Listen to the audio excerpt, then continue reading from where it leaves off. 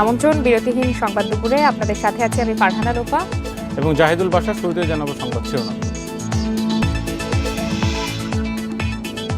প্রভাবশালীদের কারণে কর্মকর্তাদের উপর হামলা, বলছেন বিশেষজ্ঞরা। ওয়াহিদাকে কেবিনে স্থানান্তর কাল।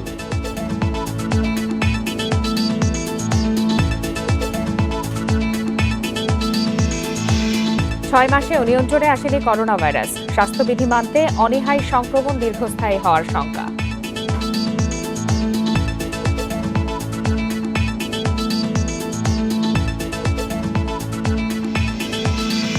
করোনাকালে বেতন বন্ধ বেসরকারি 10 লাখ শিক্ষকের। বেকার হয়েছেন অনেকে, কাটাচ্ছেন মানবেতর জীবন।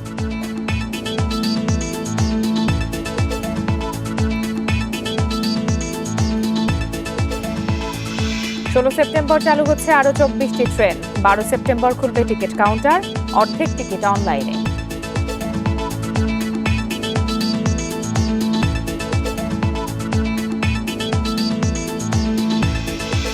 এবং অর্থ বছরের প্রথম মাসে 650-র বেশি প্রকল্পে খরচ, 100 টাকারও কম।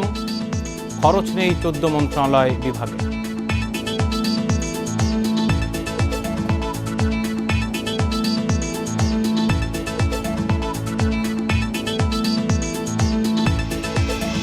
এতক্ষণ শিরোনাম শুনছিলেন, চলে যাচ্ছে বিস্তারিত খবরে।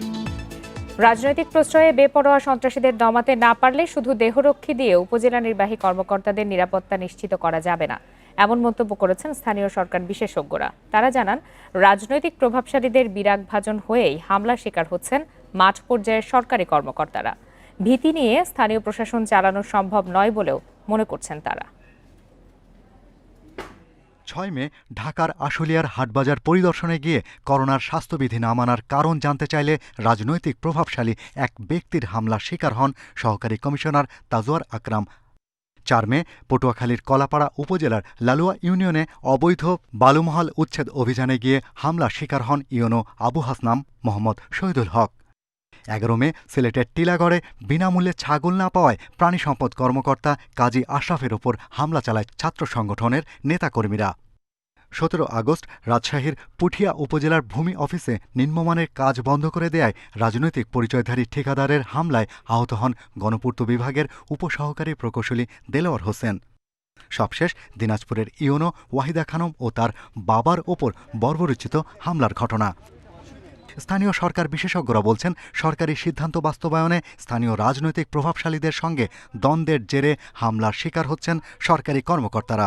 এই ধরনের আক্রমণ তারাই করে যাদের পেছনে রাজনৈতিক গডফাদাররা আছেন, যারা রাজনীতির সাথে সংশ্লিষ্ট এবং যারা ক্ষমতাসীন রাজনীতির সাথে সংশ্লিষ্ট, তখন তারা এসব করেন। সুতরাং যারা শাসক দলকে এটার ব্যাপারে গভীরভাবে পর্যবেক্ষণ করতে হবে। দেশে 492 উপজেলার 150টিতে উপজেলা নির্বাহী কর্মকর্তার দায়িত্বে আছেন নারী। উপজেলার ভূমি, আইনশৃঙ্খলা, হাটবাজার ইজারা সহ 63টি দায়িত্ব পালন করতে হয় তাদের। মাঠ পর্যায়ে তাই নারী কর্মকর্তারাই বেশি ঝুঁকিতে। নারী কর্মকর্তারা অন্যান্য কর্মকর্তাদের তুলনায় একটু বেশি ভালনারেবিলিটি নিয়ে কাজ করে, নিরাপত্তা নিশ্চিত করে। যারা এলাকাবাসীর ভরসার জায়গা, সেখানে আঘাত হানতে পারে কেউ, এই ধারণা আমাদের ছিল না বা এই ধরনের ঘটনা আগে ঘটেনি, যে কারণে এটি আমাদের সবাইকে প্রচণ্ডভাবে নাড়া দিয়েছে। ঘোড়াঘাটে হামলার পর রংপুর বিভাগের 8 জেলার 58 উপজেলার ইউনোদের নিরাপত্তায় আনসার নিয়োগ হয়েছে। তবে এটাই যথেষ্ট নয় বলে মনে করেন সাবেক এই স্থানীয় সরকার সচিব। এই অবস্থা বন্ধ না করলে তাদের মধ্যে ভীতি কাজ করবে, এবং ভীতি কাজ করলে তারা স্টেশনে, যেমন অনেকে স্টেশনে থাকেন না, একটা অভিযোগ থাকে, সবাই অভিযোগ করেন। তো এই ধরনের যদি নিরাপত্তা না থাকে, তাহলে লোকজনের স্টেশনে না থাকে জেলা পর্যায়ে থাকার চেষ্টা করবে তারা। নিরাপত্তার কথা যদি বলেন, পুলিশ, আনসার বা বডিগার্ড, ওই নিরাপত্তা দিয়ে কেউ নিরাপদ হবেন না। দণ্ডবিধি 186 ধারায় বলা হয়েছে, সরকারি কর্মকর্তা কর্মচারীদের কাজের বাধার দণ্ড 3 মাসের জেল জরিমানা, আর 353 ধারা অনুযায়ী আক্রমণ বা বল প্রয়োগ করলে 3 বছরের জেল জরিমানা। Shahriar Anirban, independent news, Dhaka. দুর্বৃত্তের হামলার শিকার দিনাজপুরের ঘোড়াঘাট উপজেলা নির্বাহী কর্মকর্তা ওয়াহিদা খানমকে আগামীকাল কেবিনে স্থানান্তর করা হতে পারে বলে জানিয়েছেন মেডিকেল বোর্ডের প্রধান অধ্যাপক ডাক্তার মোহাম্মদ জাহেদ হোসেন। সকালে নিউরোসায়েন্স হাসপাতালের বাইরে সাংবাদিকদের এসব কথা জানান তিনি। পরে অধ্যাপক ডাক্তার মোহাম্মদ জাহেদ জানান, ওয়াহিদা খানমের শারীরিক অবস্থার উন্নতি হচ্ছে, উনি এখন মুখে তরল খাবার ও ওষুধ খেতে পারছেন, স্বাভাবিকভাবে কথা বলতে পারছেন। তবে মানসিক ট্রমা এখনও কাটেনি। পাশাপাশি আঘাত পাওয়ার জায়গার অবস্থাও আগের মতো বলে জানান অধ্যাপক মোহাম্মদ জাহেদ। সোমবার শারীরিক অবস্থার উন্নতি হওয়ায় আইসিইউ থেকে ওয়াহিদা খানমকে এইচডিইউতে স্থানান্তর করা হয়। তাকে সেখানে সার্বক্ষণিক পর্যবেক্ষণে রাখা হচ্ছে। গত বুধবার গভীর রাতে ইউএনওর সরকারি বাসভবনে ঢুকে ওয়াহিদা খানম ও তার বাবার ওপর হামলা চালায় দুর্বৃত্তরা। সর্বশেষ অবস্থায় উনি যথেষ্ট উন্নতি হয়েছে উনি এখন নিজে মুখে খাচ্ছেন, তরল খাচ্ছেন, একটু নরম খাবারও খেতে পারছেন, ওষুধপত্রও মুখে খাচ্ছেন। এখন অন্যান্য কন্ডিশনগুলো মোটামুটি ওনার ভালো উন্নতি হয়েছে, শুধু হাতটা আগের মতোই আছে। ঘোড়াঘাটের ইউএনও ওয়াহিদা খানমের ওপর হামলায় জড়িতদের দৃষ্টান্তমূলক শাস্তির দাবি জানিয়েছেন স্থানীয়রা। দুপুরে উপজেলা পরিষদ কার্যালয়ের সামনে মানববন্ধন থেকে তারা এ দাবি জানান। কর্মসূচিতে বাংলাদেশ স্কাউটের সদস্য, শিক্ষক, শিক্ষার্থী সহ বিভিন্ন শ্রেণী পেশার মানুষ অংশ নেন। হামলায় জড়িত সব আসামিকে দ্রুত গ্রেপ্তার এবং জড়িতদের দৃষ্টান্তমূলক শাস্তির দাবি জানানো হয়। এদিকে এ ঘটনায় করা মামলায় রিমান্ডে থাকা প্রধান আসামি আসাদুল ও তার সহযোগী নবিরুল ও শান্টুকে জিজ্ঞাসাবাদ অব্যাহত রেখেছে ডিবি পুলিশ। এছাড়া ইউএনও অফিসের 2 গাড়ি চালক মোতালেব হোসেন হাফিজ এবং ইয়াসিন আলু সহ আরও 7 জনকে থানায় জিজ্ঞাসাবাদ চলছে। তবে তাদের কাউকে আটক বা গ্রেপ্তার দেখানো হয়নি। গত 3 সেপ্টেম্বর রাতে ইউএনও এবং তার বাবা মুক্তিযোদ্ধা ওমর আলী শেখকে হাতুড়ি দিয়ে পিটিয়ে গুরুতর আহত করে দুর্বৃত্তরা।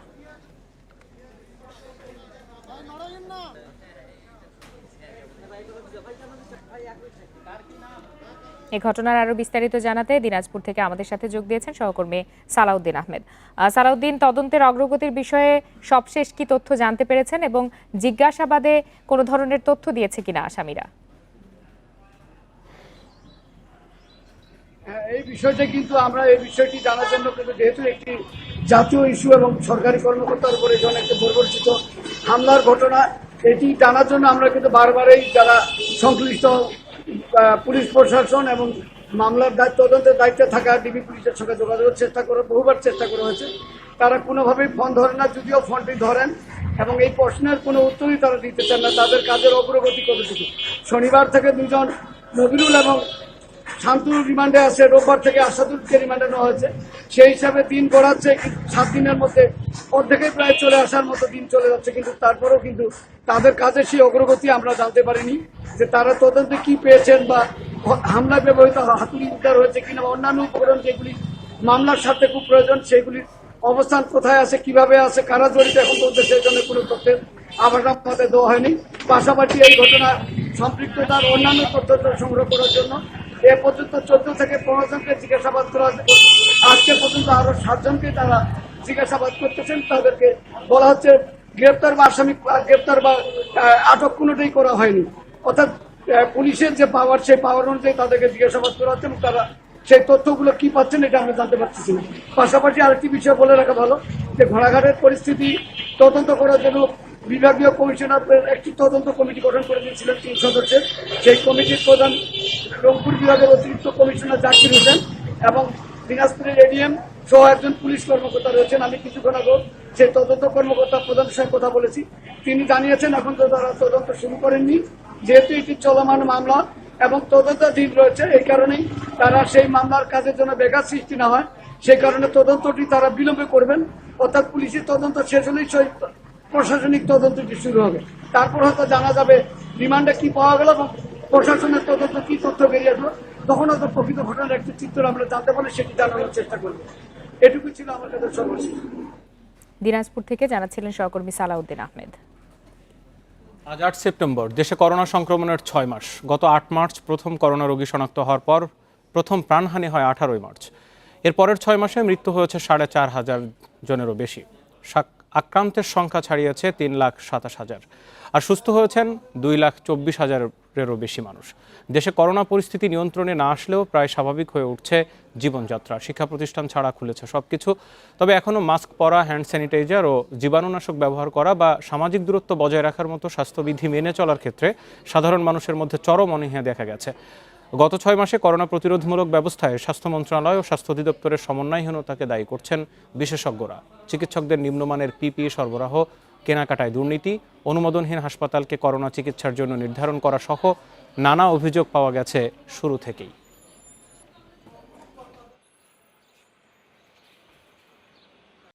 আমরা কিন্তু অন্যান্য অনেক দেশের মতো যেটাকে বলি কন্টেইনমেন্ট, সেটি সফল হয়নি। সবচেয়ে বড় ব্যর্থতা হচ্ছে যে আমরা সমাজের মানুষকে সম্পৃক্ত করতে পারিনি, যেটাকে বলা হয় জনসম্পৃক্ততা, যেটা কমিউনিটি এনগেজমেন্ট, যেটা হচ্ছে পাবলিক হেলথের সবচেয়ে বড় জরুরি বিষয়, সেটি আমরা পারিনি। এবং সেই ব্যর্থতা নিয়ে এখন সামনের দিকে আরো রূপ নিতে পারে, যে শীতকালে এটি বৃদ্ধি পাওয়ার সম্ভাবনা অনেক রয়েছে। করোনার সময়ে চট্টগ্রামের 13টি হাসপাতালের চিকিৎসক ও স্বাস্থ্যকর্মীদের থাকা খাওয়া বাবদ বিভিন্ন হোটেলের বকেয়া বিল প্রায় 4.25 কোটি টাকা। বকেয়া না পেয়ে দিশেহারা এসব হোটেল কর্তৃপক্ষ। সংশ্লিষ্টরা বলছেন, সরকারিভাবে টাকা বরাদ্দ না পাওয়ায় দেনা শোধ করা যাচ্ছে না। করোনা মহামারী শুরুর পর চট্টগ্রামের আক্রান্তদের চিকিৎসার জন্য চট্টগ্রাম মেডিকেল কলেজ হাসপাতাল, চট্টগ্রাম জেনারেল হাসপাতাল এবং ফৌজদারহাট বিআইডিআইটিকে নির্দিষ্ট করে দেওয়া হয়। এপ্রিলের দ্বিতীয় সপ্তাহ থেকে এইসব হাসপাতালে দায়িত্বরত চিকিৎসক ও স্বাস্থ্যকর্মীদের রাখা হয়। পর্যটন কর্পোরেশনের মালিকানাধীন মোটেল সৈকত সহ সরকারি বেসরকারি 13টি হোটেলে। প্রথম 2 মাস চুক্তি অনুযায়ী এসব হোটেলের বিল পরিশোধ করা হলেও পরের কয়েক মাসের বিল শোধ করেনি হাসপাতাল কর্তৃপক্ষ। 16 এপ্রিল থেকে 30 জুলাই পর্যন্ত এখানে সেবাকর্মীরা, চিকিৎসকেরা অবস্থান করছিলেন এবং তার সর্বসাকুল্যে আমাদের বিল আসছিল প্রায় 1,52,25,000 সামথিং। এবং এক্ষেত্রে আমরা 50% রেয়াতে আমাদের বিল আমরা জেলা প্রশাসক মহোদয় বরাবর এবং একই সাথে সিভিল সার্জন এবং জেলা হাসপাতালের যে তত্ত্বাবধায়ক মহোদয় বরাবর আমরা 76,12,750 টাকা বিল দাখিল করেছি। হোটেল মালিকরা বলছেন, করোনার কারণে এমনিতেই হোটেল ব্যবসায় চরম মন্দা, তার উপর মোটা অঙ্কের বকেয়া বিল দুর্ভোগ বাড়িয়েছে কয়েক গুণ। বারবার যোগাযোগের পরও বিল শোধের বিষয়ে কোনো আশ্বাস মেলেনি বলে অভিযোগ তাদের। আমি সিভিল সার্জনের সাথে অনেকবার কথা বলেছি এই ব্যাপারে, তো আসলে ওনারাও বারবার একটা জিনিস বলছে যে না এখন বাজেট আসছে না, যে আমরাও কিন্তু মানে এখন আসলে আমরা তো এর চেয়ে বেশি দূরে যেতে পারছি না, আমরা অতটুকু পর্যন্তই যেতে পারছি। হাসপাতাল কর্তৃপক্ষের দাবি, বরাদ্দ না থাকায় জমেছে বকেয়া। এরই মধ্যে টাকা চেয়ে চিঠি দেওয়া হয়েছে মন্ত্রণালয়ে। আমরা বারবার অর্থ মন্ত্রণালয় এবং স্বাস্থ্য মন্ত্রণালয়ে আমাদের ডায়েটিশিয়ানের মাধ্যমে আমরা এটা পেশ করছি এবং আমরা ডকুমেন্ট সহকারে ওনাদের কাছে পাঠিয়েছি, যেটা হোটেল অর্ডার আমাদের কাছে বিলটা দাবি করেছে এবং এই বিল এসেও আমরা কপিও পাঠিয়েছি এবং আগেও যোগাযোগ করছি, এখনও যোগাযোগ রাখতেছি। সরকারি নির্দেশে বর্তমানে হোটেল ছেড়ে নিজ বাসা থেকে কাজে যাচ্ছেন চিকিৎসকরা।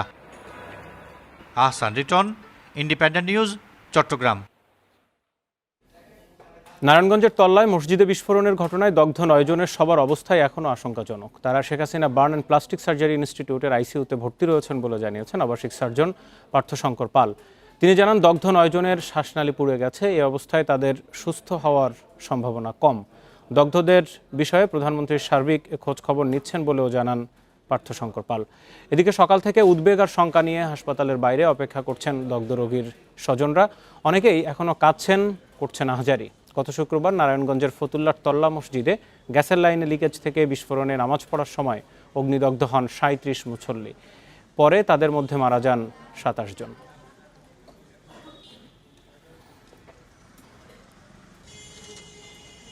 এই মুহূর্তে Sheikh Hasina burn and plastic surgery ইনস্টিটিউটে রয়েছেন আমাদের সহকর্মী এবং নারায়ণগঞ্জ থেকেও যোগ দিচ্ছেন আরেক সহকর্মী। শুরুতে যাব বার্ন ইনস্টিটিউটে, আছেন মাসুদুর রহমান। মাসুদ, সকাল থেকে আপনি সব খবর জানাচ্ছেন, বাকি যে 9 জন তাদের অবস্থাও সংকটাপন্ন। একেবারে শুরুর থেকেই বলা হচ্ছিল 37 জনের 36 জনই সংকটাপন্ন।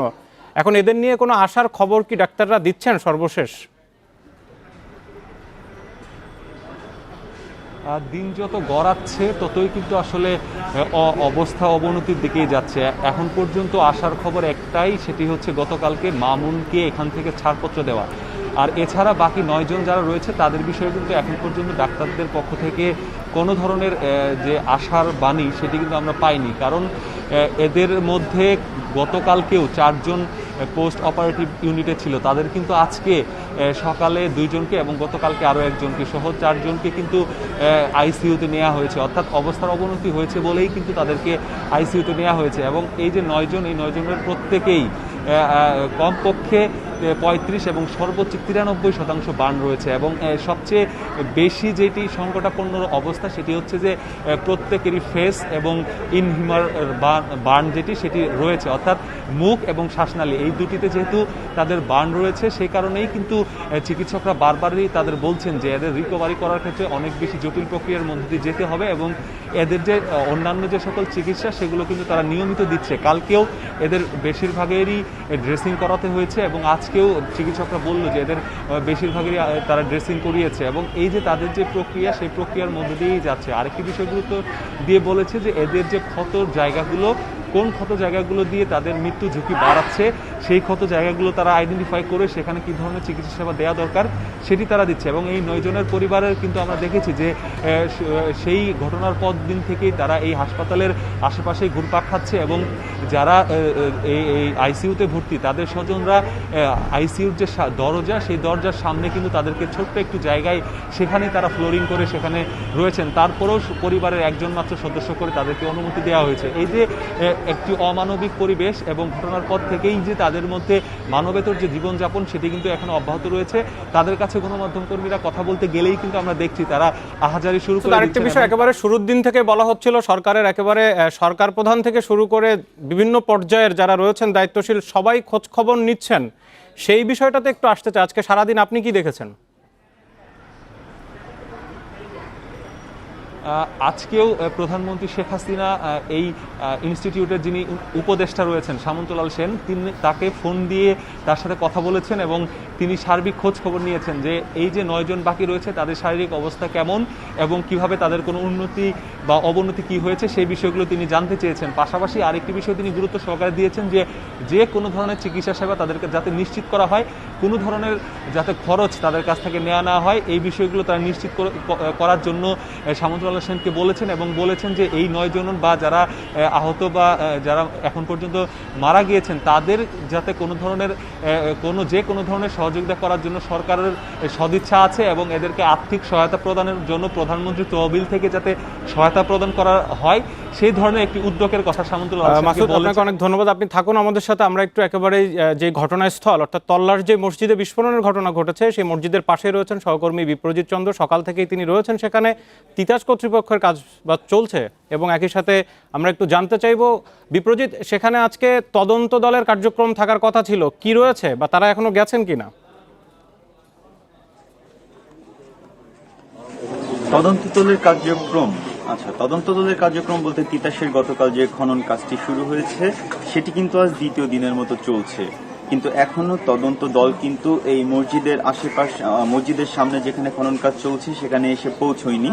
তো আমরা প্রথমে জানতে পেরেছিলাম 12:30 নাগাদ তাদের আসার কথা ছিল, কিন্তু এরপরে আবার 2টা থেকে 2:30টার মধ্যে, তো সেটাও বাঁচতে চলেছে, কিন্তু এখনো তারা হয়তো এসে পৌঁছায়নি, হয়তো কিছুক্ষণের মধ্যেই এসে পৌঁছবেন। আর তারা এসে পৌঁছানোর পর আসলে তারা যে খনন কাজ চলছে সেই জায়গাটি আসলে পর্যবেক্ষণ করে দেখবেন যে আসলে মসজিদের আশপাশ দিয়ে বিদ্যুতের গ্যাসের লাইনের কোনো লিকেজ ছিল কিনা। গতকাল কিন্তু একটা লাইন মসজিদের সিঁড়ির নিচে কিন্তু একটা লিকেজ খুঁজে পাওয়া গিয়েছিল, আজ নতুন কিছু পাওয়া যায় কিনা সেটা তদন্ত দলের পর্যবেক্ষণের পরই কিন্তু আমরা তাদের সঙ্গে কথা বলবো এবং তখন সেটি জানতে পারবো। আর এখন আমি আছি আসলে মসজিদের সংলগ্ন যে মাঠটি রয়েছে যেখানে আসলে দাফন করার জন্য আনা হয়েছিল মরদেহগুলো, সেখানে কিন্তু এখন নিহতদের স্বজনরা একটি সংবাদ সম্মেলন করছেন।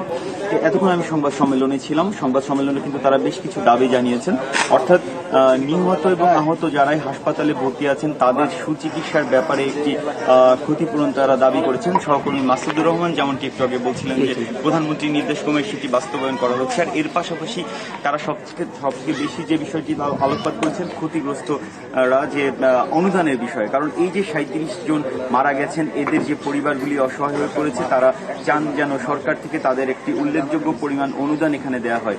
এই অনুদানের দাবি তারা কিন্তু এখান থেকে জানিয়েছেন। আর এর পাশাপাশি 4টি তদন্ত কমিটি, আপনি জানেন যে এই নারায়ণগঞ্জের বাইতুস্তলা জামে মসজিদে যখন অগ্নিকাণ্ড হয় তারপর গঠন করা হয়েছিল এবং এই তদন্ত কমিটিগুলো কাজ করছে, এখনো কোনো তদন্ত প্রতিবেদন প্রকাশ পায়নি, পেলে তারপর হয়তো আরো বিস্তারিত তথ্য জানা যাবে। এখন পর্যন্ত নারায়ণগঞ্জের তলা মসজিদ এলাকা থেকে এটি ছিল আমার কাছে থাকা সবচেয়ে। নারায়ণগঞ্জে মসজিদে গ্যাস বিস্ফোরণের খবরাখবর নিয়ে হাসপাতাল এবং ঘটনাস্থল 2 জায়গা থেকে জানছিলাম আমাদের সহকর্মীদের কাছ থেকে। রাজধানীর কুড়িল এলাকায় সার্ভারে ঢুকে ১,২৪৭টি অবৈধ সংযোগ দেওয়ার দায়ে চাকরিচ্যুত ৮ কর্মকর্তা কর্মচারী সহ ১০ জনের বিরুদ্ধে মামলা করেছে তিতাস গ্যাস কর্তৃপক্ষ। সোমবার রাতে ভাটারা থানায় করা মামলায় আরও ৮ থেকে ১০ জনকে অজ্ঞাতনামা আসামি করা হয়েছে। মামলার আসামিদের মধ্যে তিতাসের উপমহাব্যবস্থাপক রতন চন্দ্র দে, ব্যবস্থাপক রকিবউদ্দিন সর্দার, উপব্যবস্থাপক রেজাউল করিম খান ও রজব আলী এবং উপসহকারী প্রকৌশলী মহিউদ্দিন জাবেদ রয়েছেন।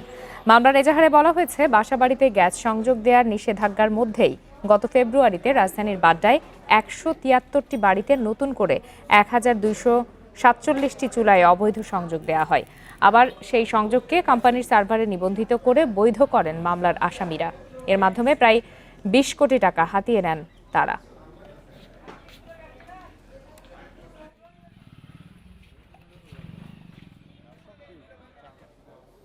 সরকার পরিবর্তন চাইলে আগামী নির্বাচন পর্যন্ত বিএনপিকে অপেক্ষা করার আহ্বান জানিয়েছেন সড়ক পরিবহন ও সেতুমন্ত্রী ওবায়দুল কাদের। সকালে রাজধানীর সরকারি বাসভবন থেকে ভিডিও কনফারেন্সে বিআরটিএ প্রকল্পের অগ্রগতি পর্যালোচনা সভায় এই আহ্বান জানান মন্ত্রী।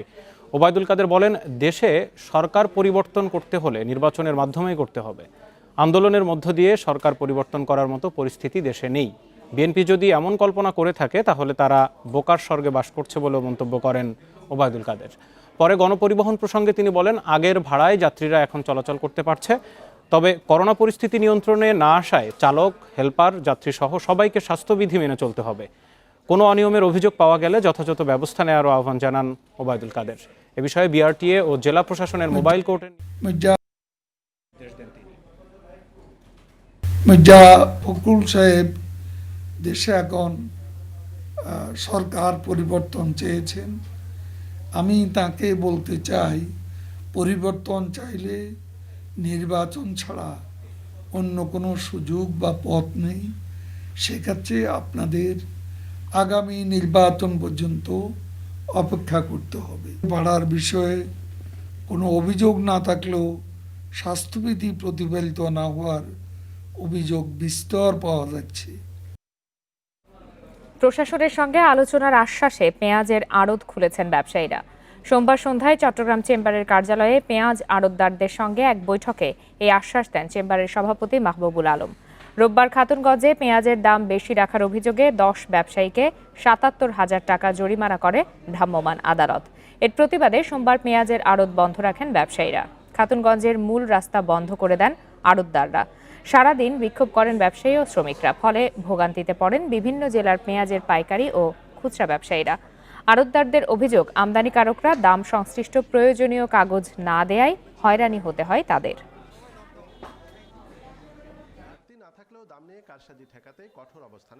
হরতাল অবরোধের ক্ষতি কিছুটা হলেও পুষিয়ে আসবে বলে দাবি ব্যবসায়ীদের।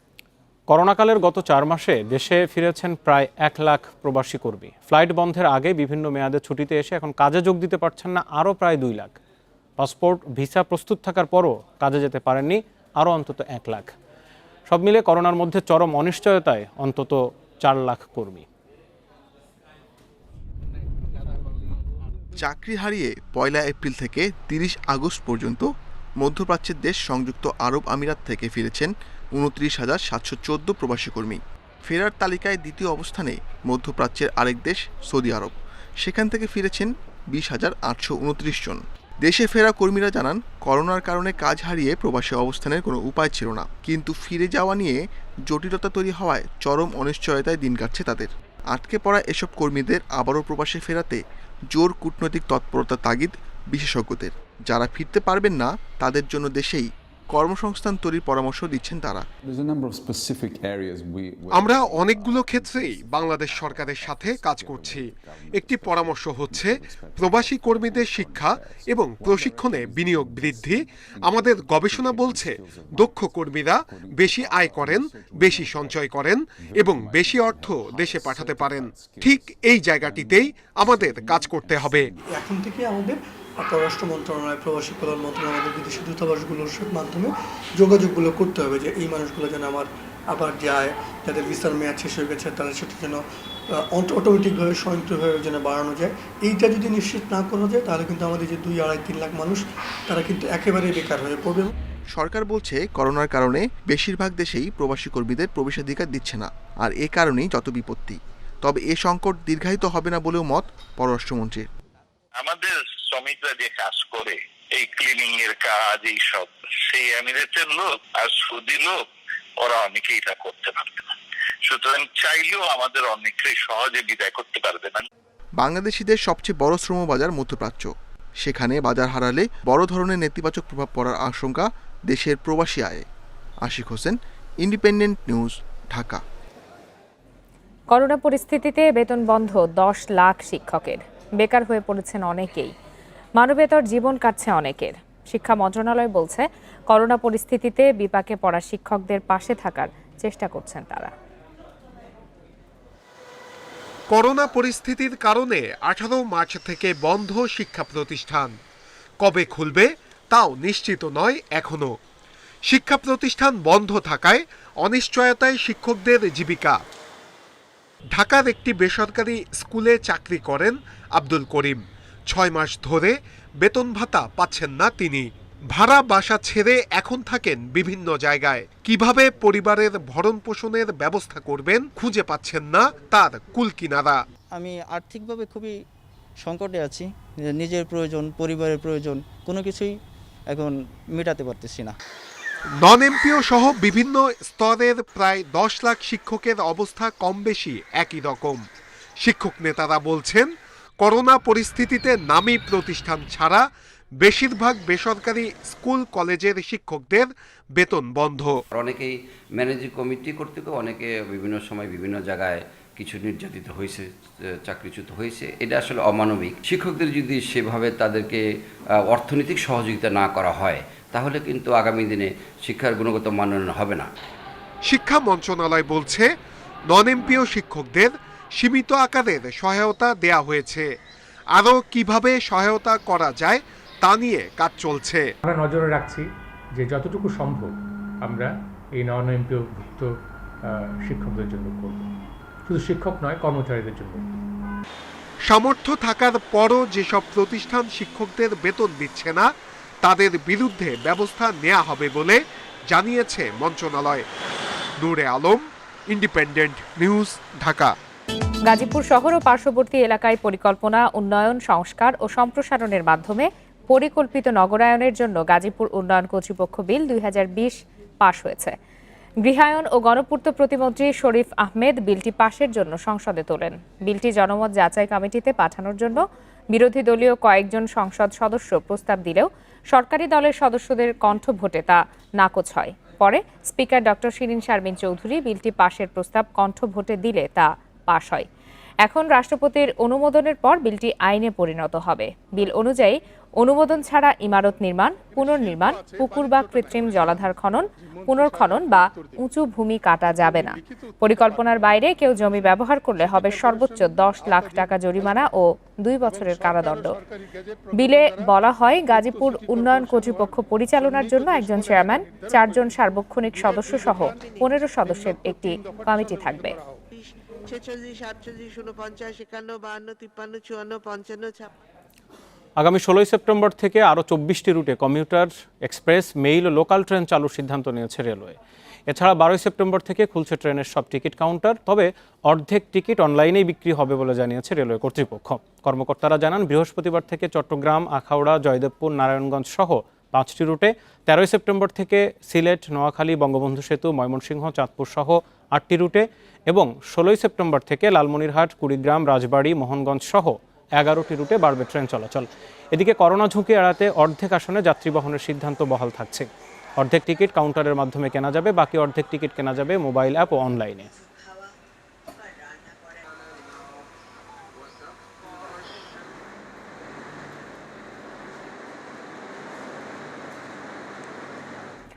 অনলাইন প্ল্যাটফর্মে থাকা বিভিন্ন ওয়েব সিরিজে প্রদর্শিত আপত্তিকর দৃশ্য সরিয়ে নিতে আরও 4 সপ্তাহ সময় দিয়েছে হাইকোর্ট। বিটিআরটিসি সহ সংশ্লিষ্টদের এ আদেশ বাস্তবায়ন করতে বলা হয়েছে। পাশাপাশি ওয়েব সিরিজ থেকে আপত্তিকর দৃশ্য সরাতে না পারার ব্যর্থতা কেন বেআইনি হবে না তা জানতে চেয়েও রুল জারি করা হয়েছে।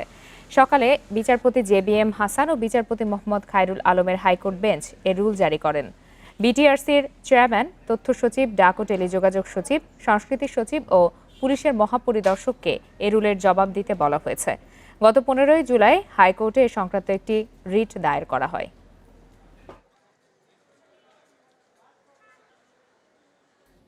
পুরান ঢাকার মৌলভীবাজারে অবৈধ প্রসাধনী কারখানা মজুত করা বিপুল পরিমাণ নকল পণ্যের সন্ধান পেয়েছে র্যাব। সেখানে এই মুহূর্তে অভিযান চালাচ্ছে বাহিনীটি। রয়েছেন সেখানে নির্বাহী ম্যাজিস্ট্রেটও, আমরা সরাসরি যাচ্ছি সেখানে।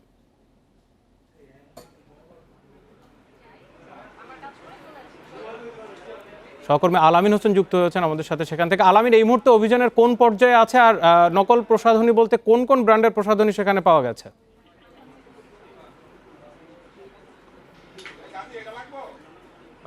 এমন কোনো নামি দামি যে ব্র্যান্ডগুলো রয়েছে, বিশেষ করে আমরা জানি বাংলাদেশি ইউনিলিভার যেটি, সেটি ইন্ডিয়া অর্থাৎ আমাদের প্রতিবেশী যে দেশ রয়েছে সেখানে হিন্দুস্তান ইউনিলিভার নামে পরিচিত, এবং সেই পণ্য থেকে শুরু করে পঞ্চ থেকে শুরু করে বিভিন্ন রং ফর্সাকারী ক্রিম, যেই সমস্ত ক্রিমগুলো বিএসটির অনুমোদন নিয়ে বাংলাদেশে আসলে আমদানি করা হয়, তার কোনো পণ্যই তারা এখানকার যে ব্যবসা প্রতিষ্ঠান টাকা এন্টারপ্রাইজ তারা কিন্তু করে নেবে। আমি আপনাকে এই মুহূর্তে যে পণ্যটি দেখাতে চাই, এই পণ্যটি হচ্ছে স্কিন শাইন নামে পরিচিত, এবং এই পণ্যটি বিএসটির পক্ষ থেকে এটা উচ্চমাত্রায় হাইড্রোকুইন রয়েছে। বিএসটির ফিল্ড অফিসার অর্থাৎ এই টিমে যারা রয়েছেন তারা কিন্তু আমাদেরকে অভিহিত করেছেন যে অতিমাত্রায় হাইড্রোকুইন থাকার কারণে স্কিনের জন্য, অর্থাৎ যে রং ফর্সাকারী ক্রিম হিসেবে অভিহিত করা হয়, সেটি মানুষের স্কিন অর্থাৎ চর্মের যে ক্যান্সার হয় সেটি কিন্তু হতে পারে, এরকম একটি বিষয়। আপনি যে সমস্ত পণ্যগুলো দেখতে পাচ্ছেন এখানে, কোনোটা পণ্যরই যদি দেশের বাইরে থেকে নিয়ে আসা হয় তাহলে আমদানিকারক প্রতিষ্ঠানের একটি স্টিকার লাগানো থাকে, পাশাপাশি বিএসটি এর একটি অ্যাপ্রুভাল থাকে। তার কোনোটাই কিন্তু এখানের এই টাকা এন্টারপ্রাইজের স্বত্বাধিকারী যিনি সাইফুদ্দিন চৌধুরী তিনি ব্যবহার করেননি, যার কারণে র্যাব এই বিষয়টিকে আসলে এখন পর্যন্ত নকল পণ্য হিসাবে অভিহিত করেছেন। আপনি এই মুহূর্তে যে পণ্যটি বাসায় দেখতে পাচ্ছেন এটাকে বলা হয় ভেজিটেবল মাস্ক জেল, অর্থাৎ এই পণ্যটি কিন্তু বাংলাদেশে তৈরি, অর্থাৎ রিফিল যে করা হয়েছে, যদি পণ্যটিকে বাতাসের ছাড়া অর্থাৎ যদি মেশিনে রিফিল করা হতো তাহলে ভিতরে কিন্তু বাতাস থাকতো না, অর্থাৎ এই পণ্যটি যে বাংলাদেশে তৈরি করা হয়েছে।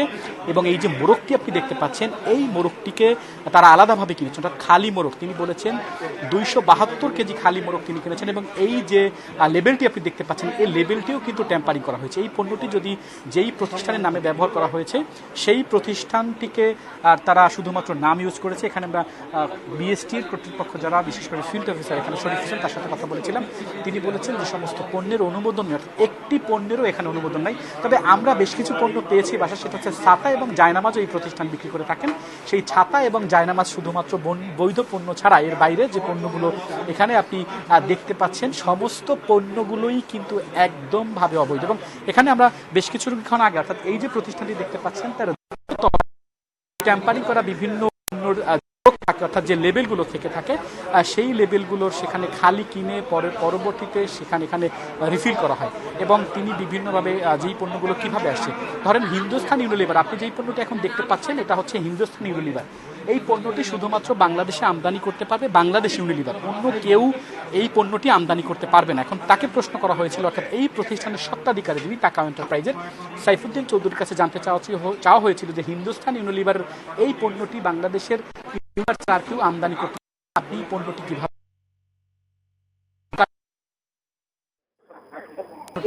লাগে যে সমস্ত। চলতি অর্থ বছরের প্রথম মাসে 650 বেশি প্রকল্পে খরচ হয়েছে 100 টাকারও কম, আর 1 টাকাও খরচ করেনি এমন মন্ত্রণালয় ও বিভাগ আছে 14টি। অর্থনীতিবিদরা বলছেন বছরের শুরুতে প্রকল্পের কাজে ধীর গতি রীতিতে পরিণত হয়েছে, যদিও বাস্তবায়ন, পরিবীক্ষণ ও মূল্যায়ন বিভাগ বলছে শুরুর দিকে প্রস্তুতি ও টেন্ডার প্রক্রিয়ার জন্য গতি কম থাকে। বার্ষিক উন্নয়ন কর্মসূচি বাস্তবায়নে গতি কম থাকে অর্থবছরের শুরুতে, কিন্তু শেষ দিকে তড়িঘড়ি করে শেষ করা হয় প্রকল্পের কাজ। এতে কাজের মান নিশ্চিত করা সম্ভব হয় না। আবার বেশিরভাগ প্রকল্পের কাজ নির্ধারিত সময়ে শেষ না হওয়ায় বেড়ে যায় ব্যয় ও মেয়াদ। চলতি অর্থবছরের প্রথম মাস জুলাইয়ে এডিপি বাস্তবায়নের হার মাত্র 1.5 ভাগ। 100 টাকারও কম খরচ করেছে এমন মন্ত্রণালয় ও বিভাগ 35টি, আর 14 মন্ত্রণালয় ও বিভাগ 269 প্রকল্পে 1 টাকাও খরচ করতে পারেনি। প্রারম্ভে কিন্তু আমাদের গতিটা একটু থাকে, স্লো থাকে। বিশেষ করে আপনি দেখবেন যে পূর্ত কাজ যেগুলো, হয়তো টেন্ডারিং প্রক্রিয়া আছে, বিড ডকুমেন্ট প্রস্তুতকরণ আছে, নোটিফিকেশন অফ অ্যাওয়ার্ড দেওয়ার বিষয় থাকে, পরবর্তী যে প্রান্তিকগুলো আছে তখন কিন্তু প্রোগ্রেসটা ঠিকই আমরা ঈপ্সিত লক্ষ্যে আমরা এগোতে পারি। এটি ট্রেন্ডটা এরকমই। অর্থনীতিবিদরা বলছেন বাস্তবায়নের জন্য প্রস্তুত কিনা তা নিশ্চিত না হয়েই অনেক সময় প্রকল্প অনুমোদন করা হয়। এছাড়া নিয়োগ ও কেনাকাটায় দীর্ঘসূত্রতা এবং ভূমি অধিগ্রহণের জটিলতায় বাস্তবায়নে ধীরগতি দেখা যায়। আমাদের কোনো প্রকল্পই সময় মতো শেষ হয় না বা বাজেটের ভেতরে শেষ হয় না, এটা তো এখন একটা রীতির মতো হয়ে গেছে। সমস্যাগুলো প্রতি যথেষ্ট নজর দেওয়া হয়েছে কিনা এটা নিশ্চিত করা না গেলে এগুলো বারবারই প্রতিটা প্রকল্পেই এই ধরনের বাধার সম্মুখীন হতে হবে। চলতি অর্থবছরে এডিপির আকার 2,14,611 কোটি টাকা। প্রথম মাসে ব্যয় হয়েছে 3,500 কোটি টাকা, যা আগের অর্থবছরের একই সময়ের চেয়ে 697 কোটি টাকা কম। Sajjad Hossain, independent news, Dhaka. লক্ষ্মীপুরের মেঘনা নদীতে জেলেদের জালে ধরা পড়ছে ঝাঁকে ঝাঁকে ইলিশ। সপ্তাহের ব্যবধানে মাছের সরবরাহ বাড়ায় খুশি জেলে ও মৎস্য ব্যবসায়ীরা। ইলিশের আমদানি রপ্তানির কর্মযজ্ঞে উৎসব মুখর মাছের ঘাটগুলো। জেলা মৎস্য কর্মকর্তারা বলছেন, জাটকা সংরক্ষণ অভিযান সফল হওয়ায় বেড়েছে মাছের উৎপাদন। লক্ষ্মীপুরের মেঘনা নদীতে জাল ফেললেই উঠে আসছে ঝাঁকে ঝাঁকে রূপালী ইলিশ। বিশেষ করে জেলার রামগতি ও কমলনগর উপজেলার আলেকজান্ডার মতিরহাট ও চেয়ারম্যান ঘাট এলাকায় গত সপ্তাহ থেকে বেড়েছে ইলিশের সরবরাহ। জালে ইলিশ বেশি পাওয়ায় দিন রাত মাছ ধরায় ব্যস্ত জেলেরা। মৌসুমের এ সময়ে বাজারে ইলিশের ভালো দাম পাওয়ার আশা তাদের। আগের তুলনায় মাছ ভালো হয় নদীতে এবং মাছের চাহিদা ভালো। এত বড় ইলিশ মাছ আমরাও ধরতে পারি না। ইলিশ মাছ 2 কেজির উপরে মাছ আইয়ে। মাছ ভালো পাওয়া যায়, মাছ মোটামুটি 5,000-6,000 টাকা বড় মাছের আলি ওঠে। ইলিশের সরবরাহ বাড়ায় জমজমাট জেলার মাছের বাজারগুলো। 1 কেজি ওজনের 1 হালি ইলিশ এখন বিক্রি হচ্ছে 2 থেকে 2,500 টাকায়। কম দামে ভালো ইলিশ পেয়ে খুশি সবাই। ইদানিং কালে মতিরাটে একটু মাছ দেখা দিয়েছে মোটামুটি, আচ্ছা দামও সহনীয় পর্যায়ে ভালো পাইছি মাছ এবং কি জেলেরাও মোটামুটি সন্তুষ্ট। মৎস্য বিভাগ বলছে, টানা বৃষ্টিতে এবার নদীতে পানি বেশি থাকা এবং জাটকা সংরক্ষণ অভিযান সফল হওয়ায় বেড়েছে ইলিশের উৎপাদন। পরিবেশ অনুকূলে থাকায় জেলায় এবার গত বছরের চেয়ে ইলিশের উৎপাদন 5,000 টন বেড়ে 25 মেট্রিক টন হবার আশা তাদের। একটু নিচ থেকে ধরা পড়তেছে বেশি, হাতিয়া, তারপরে আমাদের লক্ষ্মীপুরের নিচের অংশ আলেকজান্ডার, তারপরে সেন্টার খাল, টাঙ্কি, তারপর বাত্তির খাল, কমলনগর এলাকায় ধরা পড়তেছে বেশি। আস্তে আস্তে এটা উপরের দিকে উঠে আসছে, তো এইখানেও ধরা পড়বে। লক্ষ্মীপুরে প্রায় 52,000 জেলের মধ্যে নিবন্ধন রয়েছে 42,000-এর। এ দফায় জেলেরা নদীতে মাছ ধরতে পারবে 7 অক্টোবর পর্যন্ত। Independent news desk. বরিশালের মোকামগুলো এখন ইলিশ ভরা, তবে সরবরাহ অনুযায়ী ক্রেতা কম, তাই কমে গেছে দাম। লাভ না হয় দুশ্চিন্তায় পড়েছেন ব্যবসায়ীরা। তারা বলছেন, রপ্তানির সুযোগ থাকলেও এই পরিস্থিতি কাটিয়ে ওঠা যেত। বরিশালের মোকামগুলো ইলিশে সয়লাভ। খুশি হওয়ার বদলে উল্টো মন ভার ব্যবসায়ীদের। চাহিদার চেয়ে যোগান বেশি হওয়ায় পড়ে গেছে দাম। এখন আকার ভেদে প্রতিমন ইলিশ বিক্রি হচ্ছে 16,000 থেকে 40,000 টাকায়। ব্যবসায়ীরা বলছেন, বাজার এমন থাকলে মোটেও লাভ হবে না তাদের। এখন মাছ হলো দাম, মাছ প্রচুর মাছ, যার কারণে আমরা দাম কম পাই। জেলেদের 10 দিন সাগরে থাকে, এরপরে আইসা যদি এই জায়গায় বসে থাকতে হয় মাছ নেয়া, সাথে সাথে বিক্রি না হয়। এক সপ্তাহে বরিশালের মোকামগুলোতে ইলিশ উঠেছে 21,000 মণ। ব্যবসায়ীরা বলছেন, স্থানীয় বাজারে এত ইলিশের চাহিদা নেই। রপ্তানির সুযোগ থাকলে লাভবান হতো মৎস্যজীবীরা। ফ্যাক্টরি যারা আছে, এদের কোল্ড স্টোর আছে, তারা মাছ স্টোর করে না, কারণ তারা স্টোর করে আগে বিদেশে রপ্তানি করতো। এখন এক্সপোর্ট বন্ধ থাকার কারণেই তারা ফ্যাক্টরি ওয়ালা কেউ মাছ কিনতেছে না, বিদেয় মাছ বিক্রি করতে আমাদের খুব কষ্ট হচ্ছে। মৎস্য বিভাগের কর্মকর্তারা বলছেন, মা ইলিশ রক্ষায় কঠোর পদক্ষেপের কারণে উৎপাদন বেড়েছে, তাই জেলেরা মাছ পাচ্ছেন বেশি। আপনারা জানেন যে আমরা ফেব্রুয়ারি মাসেও শীতেও কিন্তু আমরা প্রচুর পরিমাণে বড় সাইজের ইলিশ পেয়েছি। আমরা আশা করছি এই বছরও এই ইলিশটা আমরা পাবো। আমাদের এই মৎস্য অধিদপ্তরের এবং সংশ্লিষ্ট সকলের কার্যক্রমের ভিত্তিতে এই ইলিশের উৎপাদন বৃদ্ধি পেয়েছে। এই বছর বরিশালে ইলিশ উৎপাদনের লক্ষ্যমাত্রা 50,000 মেট্রিক টন, যা গত বছরের চেয়ে 8,000 মেট্রিক টন বেশি। Independent news desk. বিশ্বে করোনায় প্রাণহানি কমলেও ভারতে বাড়ছেই। 24 ঘন্টায় বিশ্বে মৃত্যু হয়েছে 3,700-এরও বেশি মানুষের। এর মধ্যে শুধু ভারতেই মারা গেছে 1,129 জন। এই নিয়ে দেশটিতে এখন মোট প্রাণহানি 72,800 ছাড়িয়েছে। নতুন 75,000-এর বেশি রোগী নিয়ে আক্রান্তের সংখ্যা 42.5 লাখ। বিশ্বে মোট প্রাণহানি ছাড়িয়েছে 8,96,000। নতুন করে সংক্রমিত হয়েছেন 1,94,000। মোট সংক্রমিত 2,75,00,000-এর কাছাকাছি। 24 ঘন্টায় ব্রাজিলে প্রাণ গেছে 315 জনের। দেশটিতে মৃতের সংখ্যা ছাড়িয়েছে 1,27,000। নতুন শনাক্ত 10,000-এরও বেশি। এদিকে যুক্তরাষ্ট্র প্রাণহানি কমেছে, 24 ঘন্টায় প্রাণ গেছে 286 জনের। দেশটিতে নতুন করে সংক্রমিত হয়েছে 25,000 মানুষ। আর্জেন্টিনায় একদিনে 270 জনের মৃত্যু হয়েছে। গেল বিশ্বকাপের 2 ফাইনালিস্ট ফ্রান্স ক্রোয়েশিয়া আজ মুখোমুখি হচ্ছে ইউএফা নেশনস লিগে। ম্যাচটি শুরু হবে রাত 12:45 যদিও ক্রোয়েশিয়া বিশ্বকাপের সেই ফর্ম ধরে রাখতে ব্যর্থ।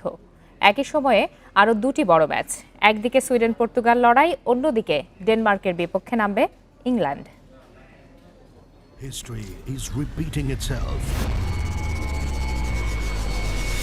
ইতিহাসের কি পুনরাবৃত্তি হবে?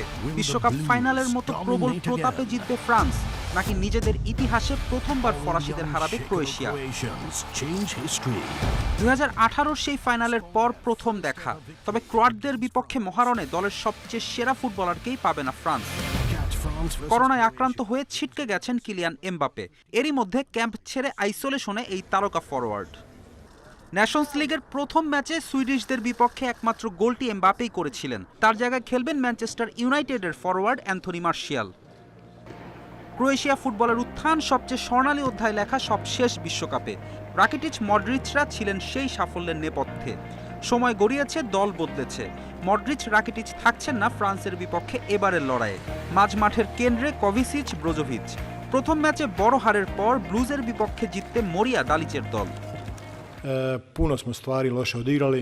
আগের ম্যাচে বাজে খেলে হেরেছি। ফুটবলারদের ফিটনেসও ভালো অবস্থায় নেই। ফ্রান্সের বিপক্ষে একাদশে পরিবর্তন আসবে। 3 দিনের ব্যবধানে আরেকটি ম্যাচ খেলার মতো ফিটনেস সবার নেই। বিশ্বকাপ ফাইনাল আর এই ম্যাচ ভিন্ন। দু দলের খেলোয়াড়রাও বদলেছে, তুলনা করা চলে না। তবে ক্রোয়েশিয়ার বিপক্ষে লড়াই সবসময়ই উপভোগ্য হয়। এদিকে সুইডেনের বিপক্ষে জয়ের আত্মবিশ্বাস নিয়ে নামবে পর্তুগাল। রোনালদোকে ছাড়াই ক্রোয়েশিয়াকে 4-1 গোলে বিধ্বস্ত করেছে পর্তুগিজরা।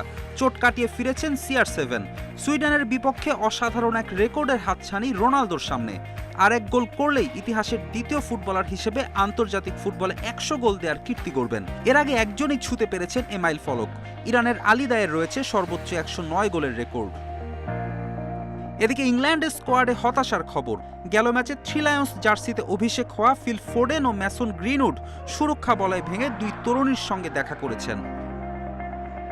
করোনা বিধি অমান্য করায় ছিটকে গেছেন দুজনই। নিষিদ্ধ হতে পারে 4 ম্যাচের জন্য। তারপরও নির্ভর থাকতে পারেন coach Southgate. Harry Kane, Sterling, সানচোকে নিয়ে গড়া ইংল্যান্ডের আক্রমণ ভাগ যথেষ্ট শক্তিশালী। ডেনমার্কের বিপক্ষে 19 বারের লড়াই 12 বারই জিতেছে ইংলিশরা, হার মাত্র 3টিতে। ফেরদৌস ইসলাম, ইন্ডিপেন্ডেন্ট নিউজ। বার্সার অনুশীলনে ফিরেছেন মেসি। দলবদল নিয়ে নাটকীয়তার পর আর্জেন্টাইন মহাতারকার ক্যাম্পে ফেরায় স্বস্তি কাতালান শিবিরে। সমর্থকেরা এখন আসন্ন মৌসুমে দারুণ কিছুর অপেক্ষায় আছেন। তাদের বিশ্বাস, ক্লাব কর্তাদের সঙ্গে মনোমালিন্য প্রভাব ফেলবে না মেসির পারফরমেন্সে। এদিকে গণমাধ্যমের খবর, অধিনায়কত্ব ছেড়ে দিতে চান LM10, আর সেই জায়গায় নেতৃত্বে কার সম্ভাবনা আছে তারও আভাস মিলেছে। বিরতির পর প্রি সিজন ক্যাম্পে ফিরেছেন আগেও। ভিন্ন প্রেক্ষাপটে এবারের ফেরা যেন প্রত্যাবর্তন। দলবদল নিয়ে নাটকীয়তা শেষে প্রিয় তারকার জন্য অপেক্ষা ফুরিয়েছে সমর্থকদের। মেসি অবশেষে ফিরেছেন বার্সার অনুশীলনে। গেল 2 সপ্তাহ যে চাপ গেছে তার ছাপ নেই শরীরী ভাষায়। অনুশীলনে মেসি একেবারে পুরনো চেহারায়। আপাতত একাই প্রস্তুতি সারবেন, পরবর্তীতে যুক্ত হবেন দলগত অনুশীলনে। আর্জেন্টাইন মহাতারকার আগমনে যেন প্রাণ ফিরেছে কাতালোনিয়ায়। মেসি বার্সেলোনার সেরা খেলোয়াড়, তার মতো কাউকে হয়তো আর দেখব না। আমি চেয়েছিলাম সে থাকুক, দিন শেষে সেটাই হয়েছে। মেসির মতো ফুটবলারের এমন সময় দেখতে হবে ভাবিনি, ওর জন্য খারাপ লেগেছে। আশা করি দ্রুত সব ঠিক হয়ে যাবে, আর মেসির ক্যারিয়ার বার্সাতেই শেষ হবে। আইনি লড়াই এড়িয়ে যেতে ইচ্ছের বিরুদ্ধে থেকে গেছেন আরও এক মৌসুম। দলের সমর্থন হারিয়েছেন সেই খবরও আছে তার কাছে। পরিস্থিতি বুঝে নেতৃত্ব ছাড়ার সিদ্ধান্তও নাকি নিয়ে ফেলেছেন। তবে এত কিছুর পরও মেসি নাম্বার 1 হয়েই থাকবেন, তাতে সন্দেহ নেই সমর্থকদের। বার্সেলোনায় মেসিকে দরকার, সে ক্লাবের গুরুত্বপূর্ণ অংশ। তার সমমানের কোনো ফুটবলার বার্সাতে নেই। নিজের সিদ্ধান্ত নেওয়ার অধিকার তার আছে, কিন্তু বার্সাতে থেকে যাওয়ায় হাফ ছেড়ে বেঁচেছি। মেসি নেতৃত্ব ছেড়ে দিলে অধিনায়কের আর্মব্যান্ড উঠবে বুস্কেটস কিংবা পিকের হাতে। এখন প্রশ্ন, মেসিকে কিভাবে ব্যবহার করবেন কোম্যান। নতুন কোচের পরিকল্পনা বুঝতে সময় লাগবে আরও কিছুদিন। ফেরদৌস ইসলাম, ইন্ডিপেন্ডেন্ট নিউজ। কুমিল্লার বুড়িচং উপজেলার দক্ষিণ গ্রামের বিলে সাদা আর গোলাপি পদ্ম ফুলের সাথে ফুটেছে নতুন এক প্রজাতির পদ্ম। হলুদাভ এই পদ্ম ফুলের প্রজাতি বিরল বলছেন এর উপর গবেষণা চালানো ঢাকা বিশ্ববিদ্যালয়ের একদল গবেষক। আর ঘরের কাছেই ফোটা পদ্ম ফুল যে বিরল প্রজাতির তা জেনে স্থানকে ঘিরে স্থানীয়দের মধ্যে নতুন করে আগ্রহ তৈরি হয়েছে। পুরো হলুদ নয়, তবে অনেকটা হলুদাভ। চেনা গোলাপি পদ্মের পাশেই বিল জুড়ে ফুটে আছে। এশিয়া মহাদেশে সাধারণত যে ধরনের পদ্মফুল দেখা যায় তা থেকে বেশ খানিকটা ভিন্ন নতুন এ পদ্ম। সাদা বা গোলাপি পদ্মের চেয়ে প্রায় 5 গুণ বেশি পাপড়ি এ পদ্মে।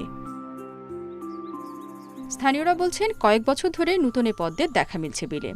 স্থানীয়ভাবে বিষয়টি জানা থাকলেও এবছর একদল গবেষক একে বিরল প্রজাতি হিসেবে চিহ্নিত করায় নতুন করে আগ্রহ বাড়ছে স্থানীয়দের। পদ্মফুলের নতুন প্রজাতি নিয়ে আগ্রহী হয়ে উঠছেন উদ্ভিদ বিজ্ঞানীরাও। এই পদ্ম ফুলের আর একটা বড় বৈশিষ্ট্য হলো এখানে কমপক্ষে 55 থেকে 60টি পাপড়ি নিয়ে এক একটা পদ্ম ফুল হয়। গত বছর ঠিক এমন সময় এই ফুলই ছিল, এইবার মানে আরো বেশি রঙের ফুল আছে। যদি এটা নতুন প্রজাতি হিসাবে প্রতিষ্ঠিত হয়, নামকরণ হবে এবং অবশ্যই সেক্ষেত্রে বাংলাদেশের নামটা নতুনভাবে আবার আসবে। ঢাকা বিশ্ববিদ্যালয়ের উদ্ভিদ বিজ্ঞান বিভাগের একদল গবেষক পদ্মের নতুন এ প্রজাতি নিয়ে গবেষণা চালাচ্ছেন। তারা বলছেন বাংলাদেশে এই প্রথম এ ধরনের পদ্ম ফুলের সন্ধান মিলল। গবেষণার পরীক্ষা নিরীক্ষায় উত্তীর্ণ হলে এই প্রজাতির পদ্ম হবে উদ্ভিদ বিজ্ঞানের নতুন সংযোজন। আমাদের জানা মতে এই মানে ভারতবর্ষ বা যেখানে যেখানে পদ্ম আছে, আমাদের প্রাথমিক অবজারভেশনে এইরকম নেচারের পদ্মের কিন্তু আমরা কোনো ইনফরমেশন এখনো পাইনি। এখন আমেরিকান পদ্মের সঙ্গে আমাদের এই পদ্মটার কি মিল অমিল কোথায় আছে সেগুলোও কিন্তু আমাদের আসলে দেখার বিষয় আছে। এটাও আমরা আসলে কিন্তু আরো কাজ করে যাচ্ছি। এর মধ্যে নতুন এ জাতের পদ্মের ছবি সহ কিছু তথ্য উপাত্ত যুক্তরাষ্ট্রের হার্ভার্ড বিশ্ববিদ্যালয়ের উদ্ভিদ ও প্রাণী প্রজাতির নামকরণ বিভাগ এবং বিশ্বের সবচেয়ে বড় হার্বেরিয়ান জাদুঘর ইংল্যান্ডের কিউ গার্ডেনে পাঠিয়েছেন গবেষকরা। Independent news desk. আর এরই সাথে শেষ করছি আজকের বিরতিহীন 1 ঘন্টার সংবাদ দুপুর। এতক্ষণ সংবাদের জন্য ধন্যবাদ সবাইকে। ফেসবুক, ইউটিউব এবং টুইটারে চোখ রাখতে পারেন সংবাদের আরো বিস্তারিত দেখতে।